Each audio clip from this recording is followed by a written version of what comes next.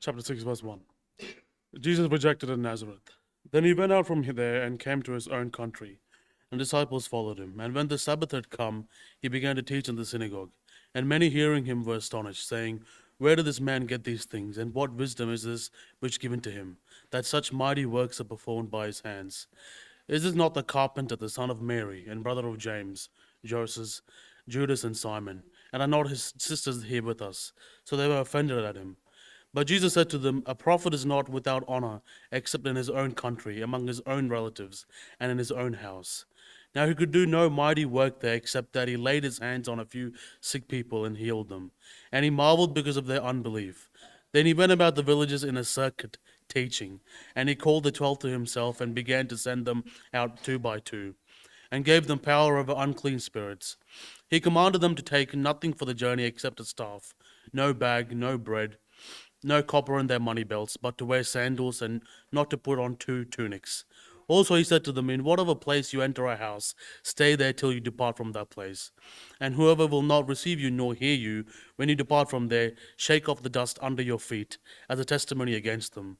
Assuredly I say to you, it will be more tolerable for Sodom or Gomorrah in the day of judgment than for that city. So they went out and preached that people should repent. And they cast out many demons, and anointed them with oil, many who were sick, and healed them. Now King Herod heard of him, for his name had become well known, and he said to them, John the Baptist is risen from the dead, and therefore these powers are at work in him. Others said it is Elijah, and others said it is a prophet, or like one of the prophets. But when Herod heard, he said, This is John, whom I beheaded. He has been raised from the dead. For Herod himself had sent and laid hold of John, and bound him in prison for the sake of Herodias, his brother Philip's wife, for he had married her. Because John had said to Herod, It is not lawful for you to have your brother's wife. Therefore Herodias held it against him, and wanted to kill him. But she could not, for Herod feared John, knowing that he was just a holy man, and he protected him. And when he heard him, he did many things, and heard him gladly.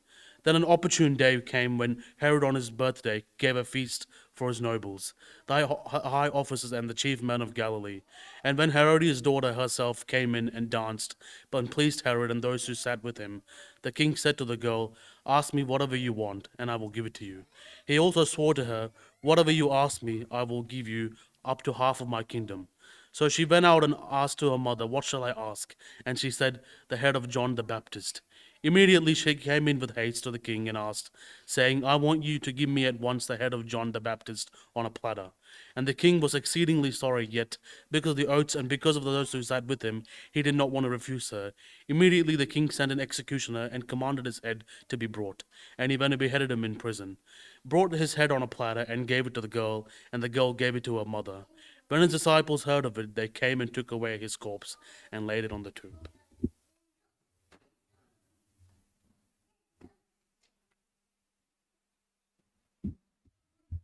Good morning, everyone.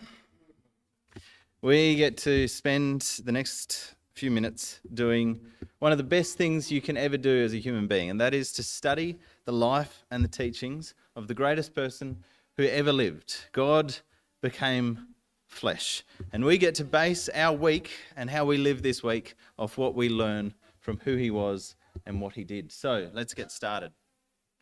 Last year, John Meyer died.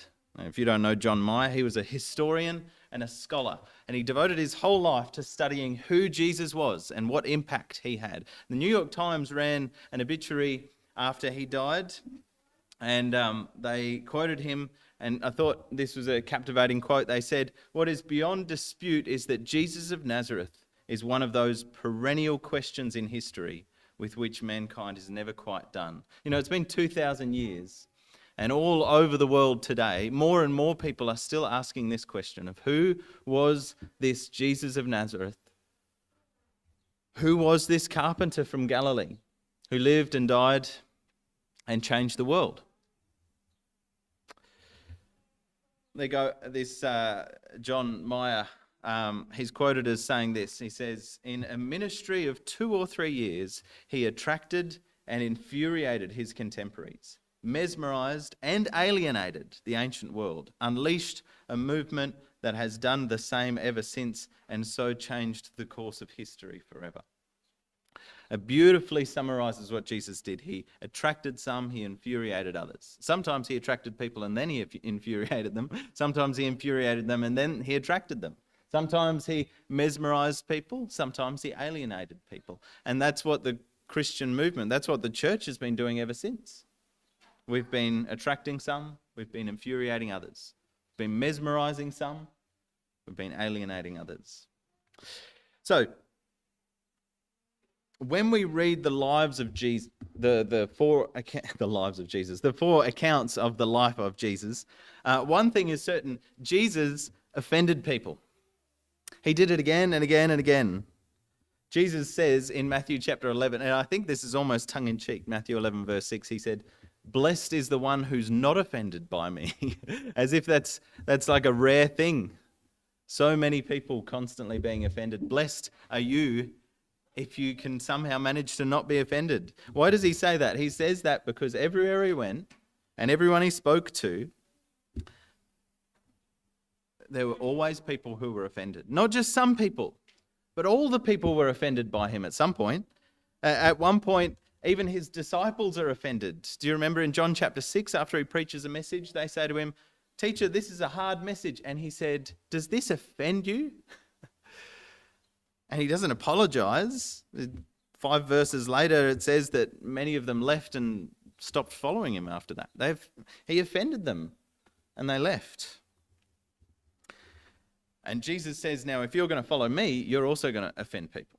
He says in John 15 and verse 18, "If the world hates you, know that it hated me before it hated you." Jesus says, I'm the first one here. You're not the first one to be hated. I'm the first one to be hated. They hated me first. And don't we live in a world where it's easy to offend people? Don't we live in a world where perhaps more than any other time, being offended is something that people want. People want to be offended.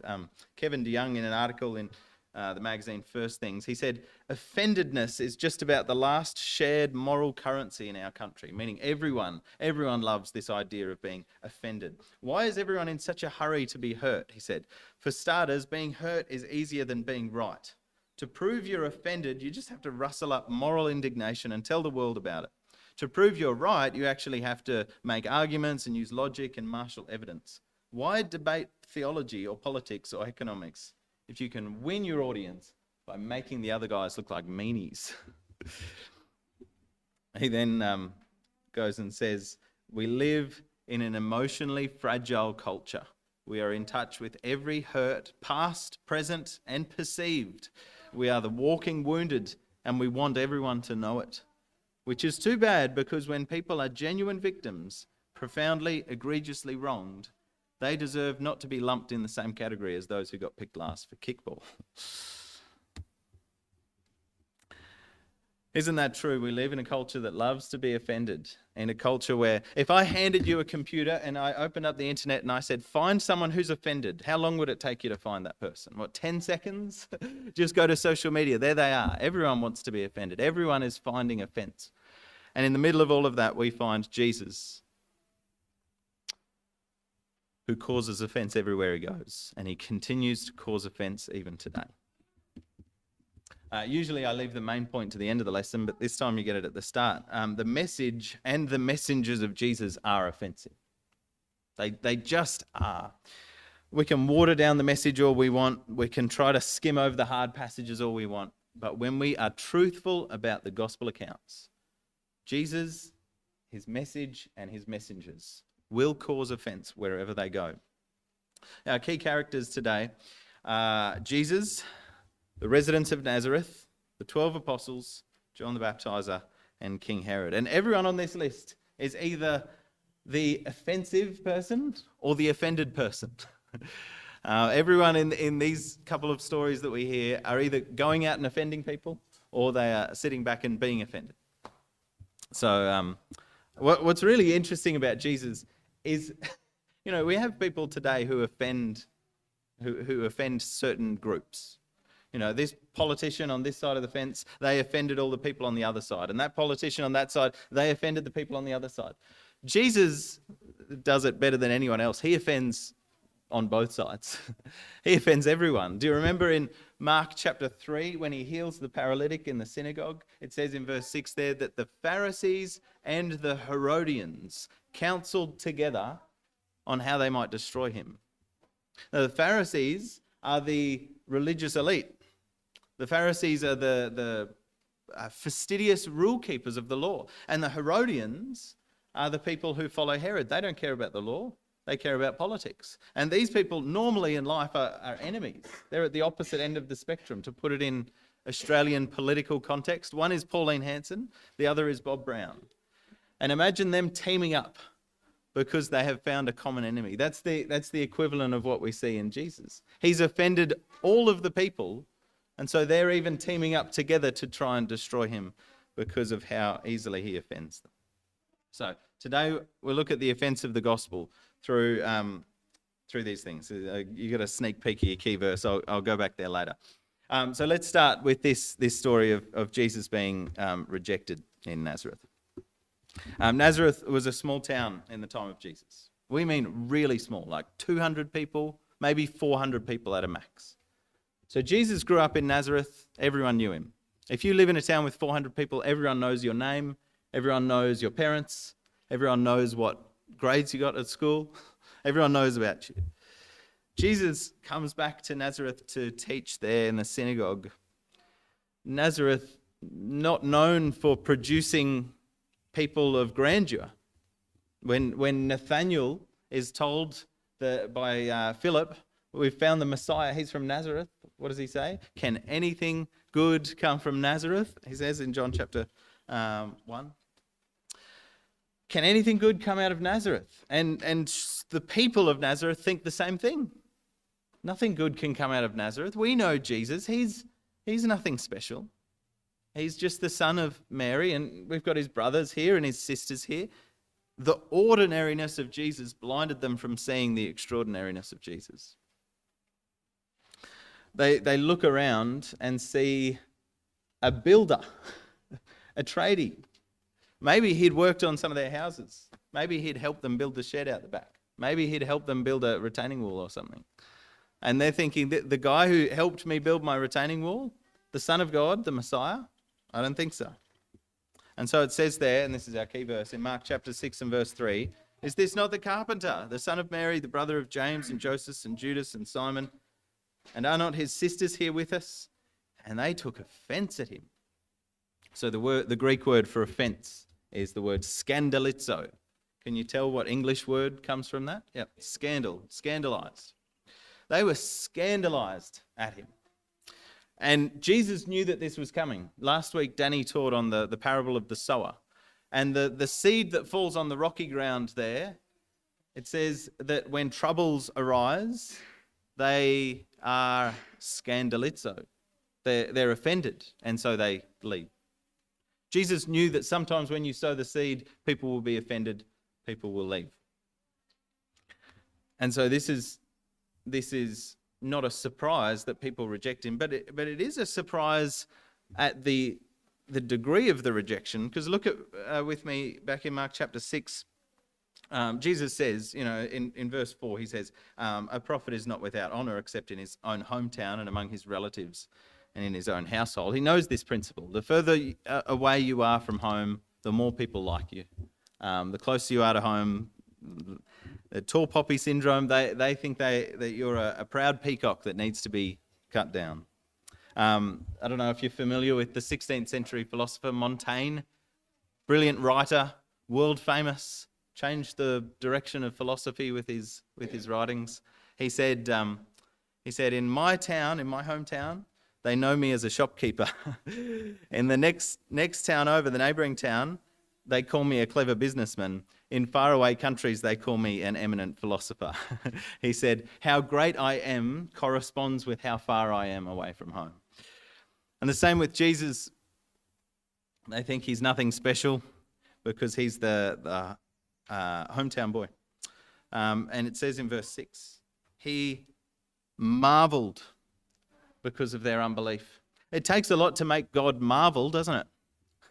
It takes a lot to make God surprised or for him to stop and be shocked.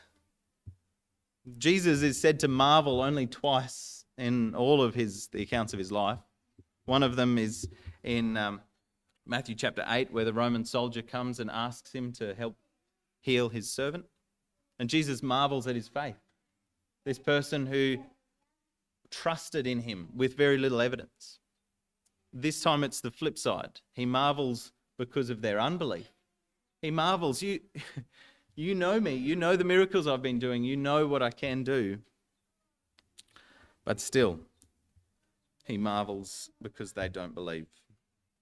And the text says there in very peculiar language, it says in verse 5, he could not do any mighty work there except that he laid his hands on a few sick people and healed them. This is a hard verse to understand. Why does it say he couldn't do it? Why doesn't it say he wouldn't do it? You would expect him to say, well, he wouldn't do it because they were unbelieving. But why he couldn't do it? I think the reason is because Jesus did his miracles when people came to him for healing. And they weren't coming to him for healing because they rejected him. Jesus cast out demons when they brought demon-possessed people to him. Jesus fed 5,000 when 5,000 came to him and he did his miracles. I think the main reason why he couldn't do the miracles was because they weren't even giving him a chance to do the miracles. He did a couple. He was clearly happy to do a few miracles. But the people ultimately rejected him. So he and his disciples faced rejection, and that got them ready for the next task, which was sending out the 12 apostles. It says that in verse 7, he called the 12 and began to send them out 2 by 2 and gave them authority over the unclean spirits. Now, when you are going on a trip, you make a list of what to pack, don't you? And Jesus makes a list here of what not to pack. He tells them mostly what not to bring instead of what to bring. He says in verse 8, he charged them to take nothing for their journey except a staff, no bread, no bag, no money in their belts, but to wear sandals, not to put on 2 tunics. Don't even bring a spare coat. It doesn't say why, but I think we can make an educated guess as to the reason why they were not to take anything. It was so that they could learn to depend on God. We don't need... they would have thought, we don't need the extra food because God would provide. We don't need the money because God would provide. We don't need the extra tunic because God is going to provide. We don't have an abundance of resources, but we have the gospel. We're going to see later on in this very same chapter that Jesus feeds 5,000 people who didn't bring food. And Jesus says, I've got you. I've got you if you're hungry. But we have the gospel to take. Peter and John in Acts chapter 3, they walk past a man who is lame and he is asking for some money and they say, we don't have any money. They were clearly still doing the same thing. We're not carrying money here. We're not carrying bread. What we do have, we give to you. We've got the gospel. Paul says in 2 Corinthians chapter 6 and verse 10, we have nothing, yet we possess everything. And that's the attitude of the apostles as they go out. And they were told, what? To expect that people will receive you and they'll praise you and they'll set you up on a throne and everyone will bow down. No, not at all. Jesus prepares them for rejection. He prepares them that when they get offended at you, when they take offense at your message, like they are offended at me, then you shake the dust off your feet and go on to the next town. And finally, this leads to another person being offended and offense being taken at the truth of the gospel. This is about how John the Baptizer was killed for causing offense. It's just astoundingly relevant to our culture today. What's he killed for? Why are they offended? It's because he questions that their definition of what constitutes marriage is God's definition. Was he called a bigot? Maybe. Was he called a religious fundamentalist? Maybe. Was he called old-fashioned? Maybe. But John said, look, you're in this adulterous marriage. It's not what God wants from marriage. He stood up and he caused offense about it. and Herod was offended, and mainly his wife was offended, he didn't stop saying it. Offending people is just it's just the run-of-the-mill, day-to-day life of following Jesus and preaching the truth. And it might get you kicked out of Nazareth. It might get you kicked out from town to town as you're going along proclaiming it. It might cause you to burn some bridges with your family or with your hometown friends. And it might get your head chopped off. That's what these passages teach us. Mark's gospel points us to this. This is what discipleship looks like. Discipleship looks like following Jesus, offending people all the way, whatever the cost, even if that road leads to the cross. Eventually, Jesus himself is going to be killed because he offends people. To pull all of this together, if we're never causing offence, if in my life everyone around me thinks I'm very pleasant, never offensive, never ruffled any feathers by standing firm on what God says, if I've never caused someone to be offended as a follower of Jesus, I'm doing it wrong. It either means that I'm cowardly or I'm compromised. Offence will come. And we need to strap ourselves in for that. I'm a follower of Jesus. I'm going to stand up for what's right. And people will stumble because of that. On the other hand, there are also those who are all too willing to cause offence. Almost like they get a kick out of offending people. One author said it this way. He said, "You may think you're being persecuted for righteousness' sake, but you're actually being persecuted for obnoxiousness' sake." You're being persecuted not because you're standing up for God, but because you're being obnoxious about it, because you're being rude, because you're being unpleasant, because you're being unkind. And so we need to be like Christ, preaching the truth with love, giving a defense with meekness and fear. Not compromised, not unkind. Let's close by looking at 1 Corinthians chapter 10. 1 Corinthians chapter 10. There's a good summary verse where Paul describes how we ought to stay true to what the gospel says.